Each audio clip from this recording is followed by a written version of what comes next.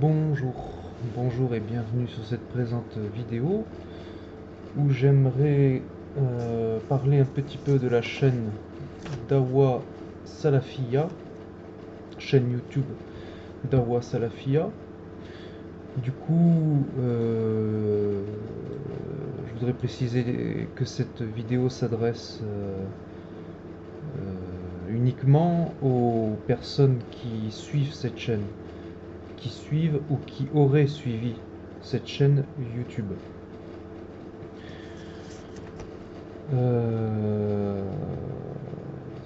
C'est pas une vidéo que je réalise dans le but de critiquer, dans le but de dénigrer ou une soi-disant mise en garde.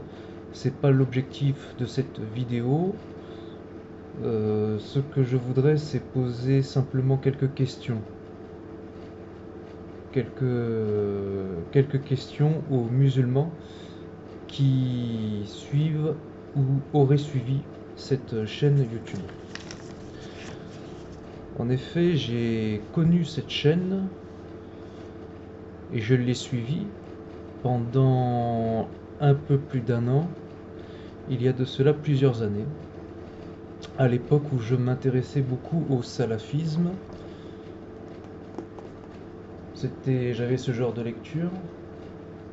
Je crois que d'ailleurs que c'est par l'intermédiaire d'un commentaire de ce livre que j'avais découvert sa chaîne, il me semble. En tout cas, il avait fait des vidéos concernant ce livre, ce qui avait éveillé mon attention. Alors, si je réalise cette petite vidéo, c'est parce que j'ai eu l'occasion hier de réentendre parler de cette chaîne YouTube par l'intermédiaire d'un autre youtubeur qui parlait d'une de ses vidéos. Et donc, par curiosité, je suis revenu faire un tour sur cette chaîne que j'avais suivie du coup il y a quelques années, Dawa Salafia. Et j'ai été quelque peu étonné du contenu actuel des dernières publications de ce monsieur qui anime cette chaîne, Abou Salman Kassim. Je crois qu'on l'appelle Thomas, je crois que c'est son nom d'origine, d'après ce que j'ai entendu. Dans ces dernières publications, on avait des vidéos concernant le rap, concernant des altercations entre rappeurs.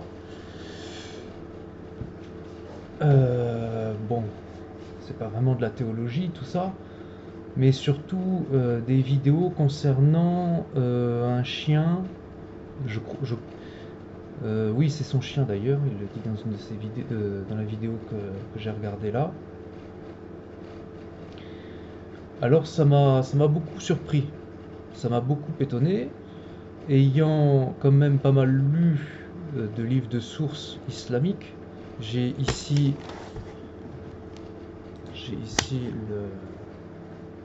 cet ouvrage bien connu, le Sahih d'Imam Bukhari, que je citerai dans quelques minutes. M'ayant pendant plusieurs années beaucoup intéressé à tous ces ouvrages et à la foi islamique, j'étais très très surpris que une personne comme ce youtubeur que j'ai suivi parce que je le pensais particulièrement orthodoxe, quelqu'un qui se revendique de l'islam le plus pur, le plus salafiste, le plus sans la moindre innovation, sans la moindre bid'a. Quand on se veut de la tradition la plus authentique, c'est très surprenant de prendre un chien quand on voit ce qu'il en est dit dans les textes. Et ouais, c'est très curieux. C'est très curieux aussi quand on entend ces justifications que je vais citer là. Déjà, je vais citer les quelques hadiths qui parlent des chiens en règle générale. Alors, il cite dans une vidéo où il souhaite se justifier, il cite ce hadith bien connu. C'est dans le tome 2 de Bukhari, page 771, hadith numéro 3321. D'après Abu Huraira, l'envoyé de Dieu a dit: il a été pardonné à une prostituée dans les circonstances suivantes, passant auprès d'un chien qui, tout haletant à la bouche d'un puits, était quasi mort de soif. Elle se déchaussa, attacha son soulier à son voile et puisa de l'eau pour le chien. Pour cela, il lui fut pardonné. Alors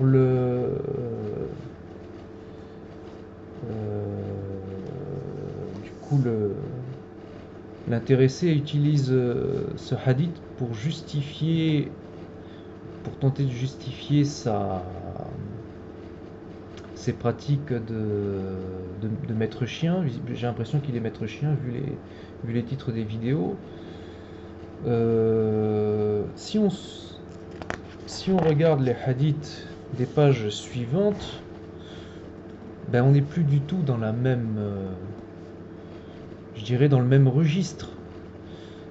Le hadith suivant, page 772, qui suit juste celui qui est juste après celui que je viens de lire. On a d'après Abu Talha, le prophète a dit: les anges n'entrent pas dans une maison où se trouve un chien ou une image. Ça continue crescendo.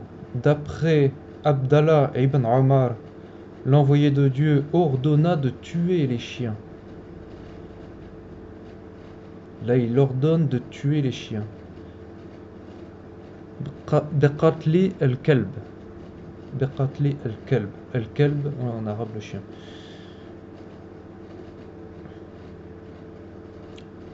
Après, il y a encore d'autres hadiths. Abu Huraira a raconté, l'envoyé de Dieu a dit: tout chien, à moins qu'il ne soit chien de laboureur ou chien de berger, fait diminuer quotidiennement d'un qirat les mérites de celui qui le possède. Un qirat, il me semble que ça voulait dire une très grande quantité de grâce, de hasanat. Il me semble que c'est ça, mais j'ai un doute. Après, il y en a encore un autre. Bon, je vais pas m'étaler sur les hadiths quand même. J'avais néanmoins sélectionné ceux qui sont dans cet ouvrage, que les personnes qui visionneront cette vidéo connaissent sans le moindre doute, étant donné que les personnes qui suivraient cette chaîne sont, je n'en doute pas,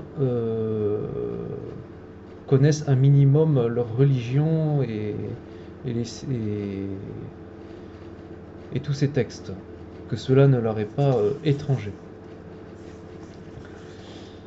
Donc on va s'arrêter là dans les citations.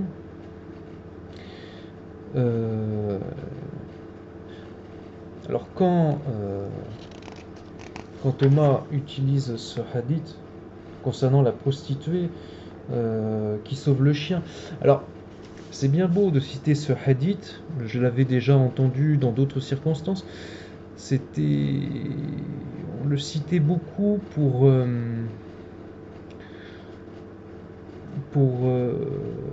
imager, pour représenter la miséricorde de Dieu, pour montrer comme quoi Dieu pouvait pardonner beaucoup avec un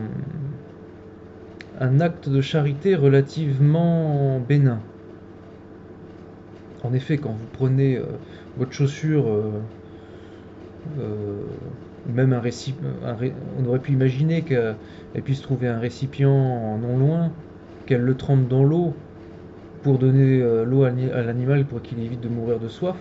Finalement, c'est un acte de charité qui est assez facile, à réaliser. Donc souvent, quand j'entendais ce hadith, C'était pour illustrer la miséricorde de Dieu, que Dieu peut pardonner beaucoup, beaucoup de péchés, pour finalement un petit acte de charité.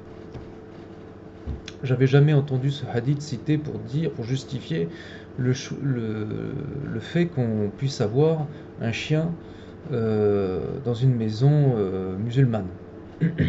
Surtout quand on prend en compte les autres hadiths. Il a cité ce hadith dans la vidéo où je ne sais plus comment elle s'appelle, cette vidéo elle dure une demi-heure, où il souhaite se justifier, s'expliquer en quelque sorte.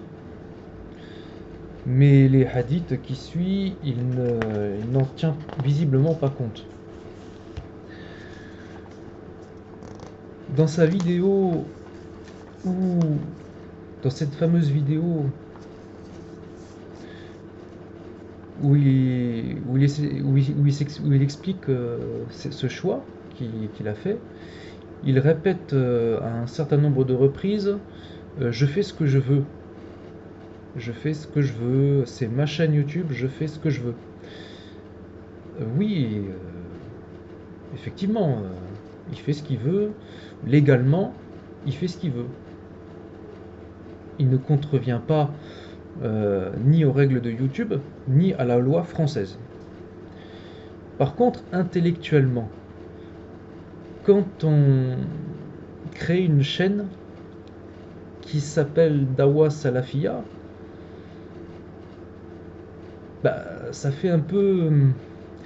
C'est comme si moi, je crée une chaîne YouTube où je parle de théologie catholique.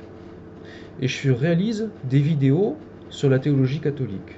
Pendant des années, régulièrement, je parle de la théologie catholique. Et donc, du coup, de plus en plus de gens catholiques ou qui s'intéressent à la théologie catholique vont suivre ma chaîne, vont s'intéresser à mon travail, peut-être vont échanger avec moi, vont émettre des objections, des critiques,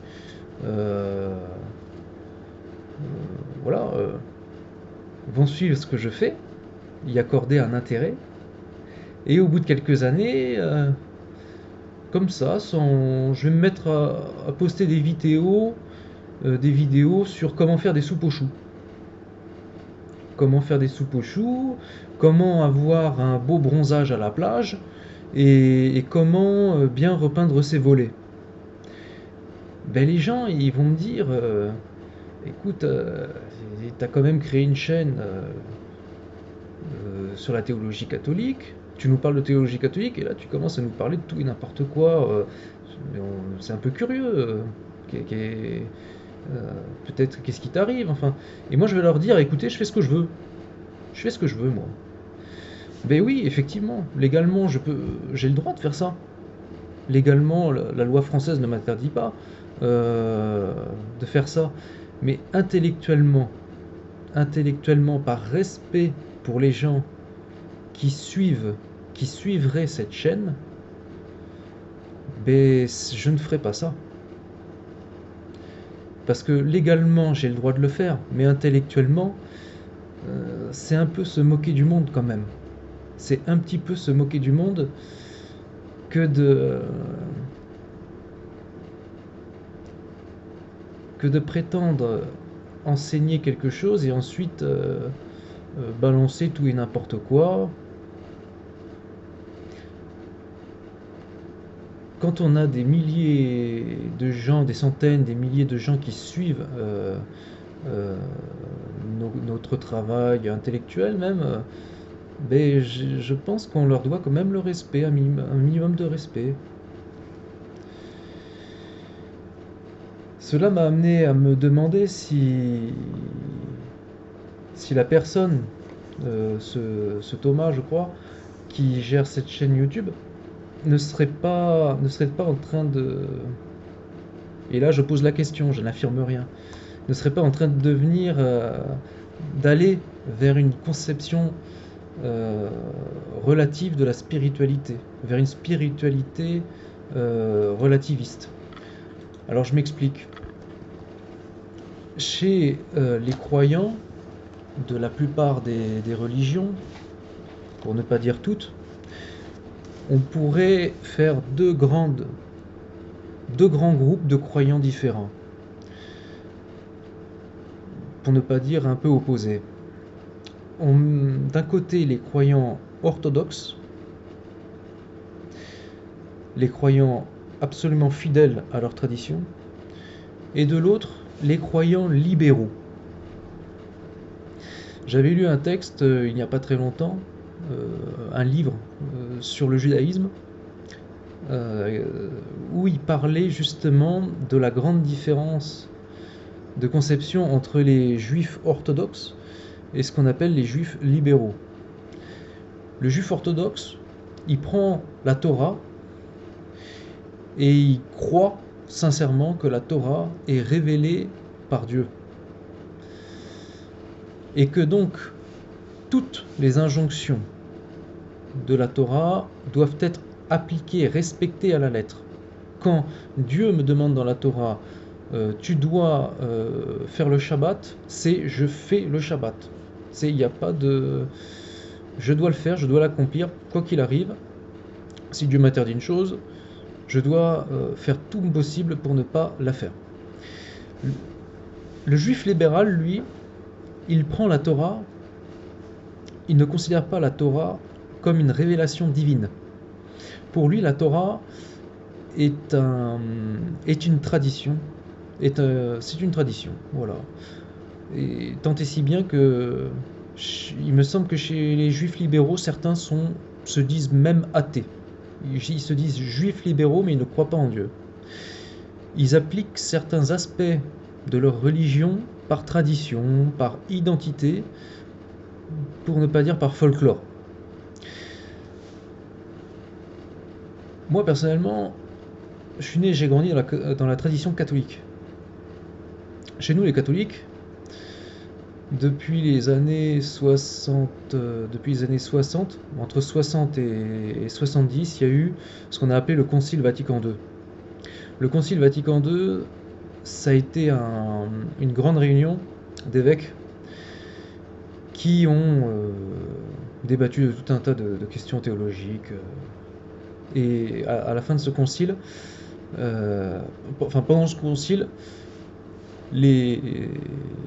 on va dire la tendance libérale de l'Église a affronté la tendance conservatrice de l'Église. Et celle qui a gagné, c'est la tendance libérale. C'est ce qui a donné tout ce qui suit l'Église catholique moderne, telle qu'on la connaît, telle qu'on voit ce que c'est. Le meilleur représentant de cette Église libérale, c'est le pape François. C'est vraiment le relativisme incarné.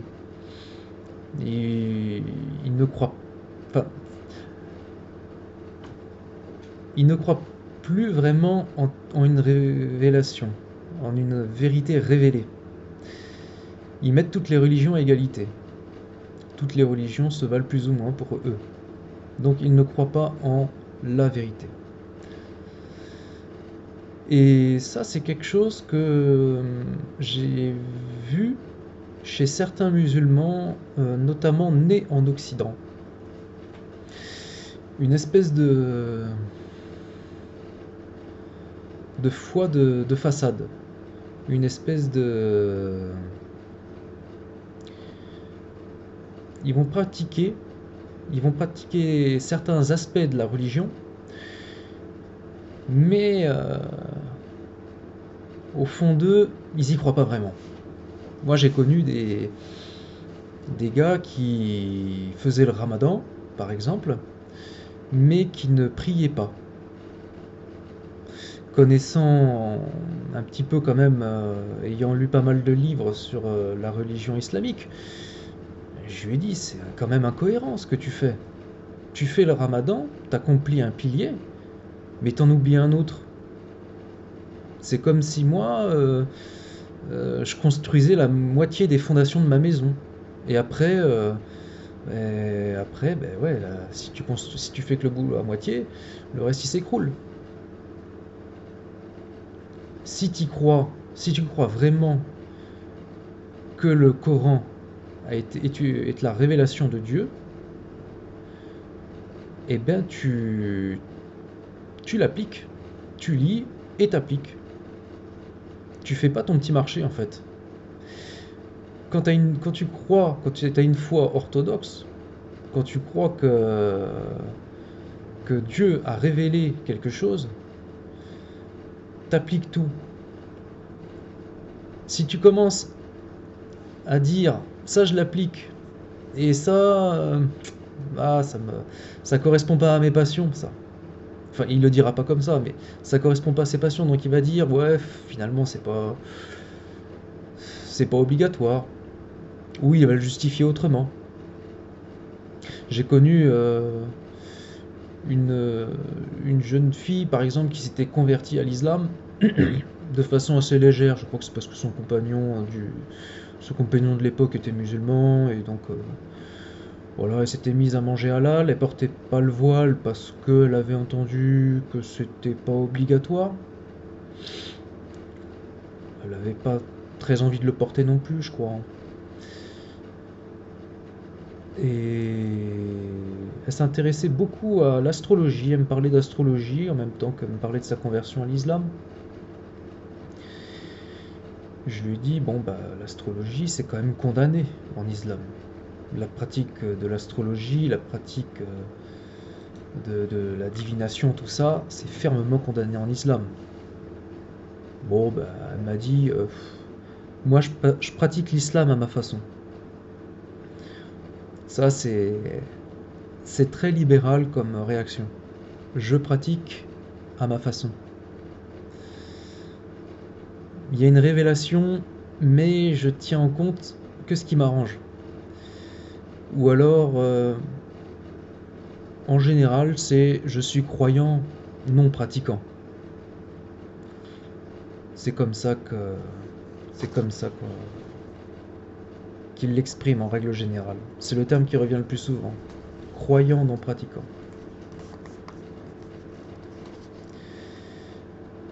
Je crois que Dieu va m'envoyer en enfer si je fais ça, mais je le fais quand même. Quand on creuse un peu, ça tient pas du tout la route. Je suivais il y a quelques années aussi beaucoup le célèbre imam de Brest, Rachid Abou Hudayfa. Et c'est vrai que j'ai constaté aussi son changement, son évolution, diront certains. Sa métamorphose. Je pense qu'on peut l'illustrer par cette métamorphose qu'on a pu constater chez l'imam de Brest. Ce passage entre une foi qui se veut orthodoxe et une foi libérale. Ça m'a fait beaucoup penser à Rachid. À Rachid.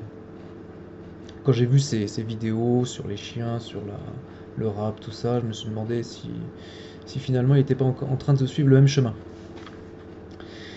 Alors après, pour finir, parce que je ne voudrais pas être trop long, je ne voudrais pas trop user de votre temps,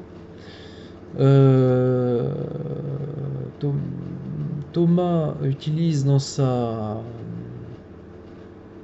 vidéo de justification là, peut-être que je la mettrai en description pour que vous voyez de laquelle je parle, que le fait de parler du dressage canin, ça peut attirer des gens qui aiment beaucoup les chiens, qui s'intéressent à l'univers canin.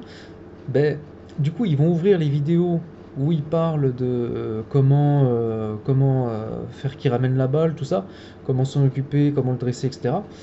Les gens ils vont ouvrir ces vidéos, ils vont dire ah tiens c'est intéressant ce qu'il dit, et, ah tiens il parle d'islam, tiens je vais regarder les vidéos où il parle d'islam. Il dit voilà, sa justification c'est aussi de dire que ces vidéos peuvent pourraient amener des gens à la conversion. Moi, la question que je me pose, et je me la pose réellement, et si vous avez la réponse, je vous invite à m'éclairer sur ce point-là, c'est est-ce que, en islam, la fin justifierait-elle les moyens?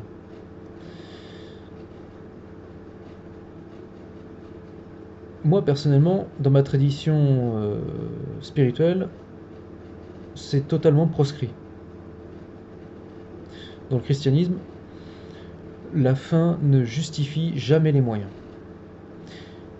Et on ne fait pas un péché parce qu'on se dit que ça pourrait amener la conversion de certaines personnes.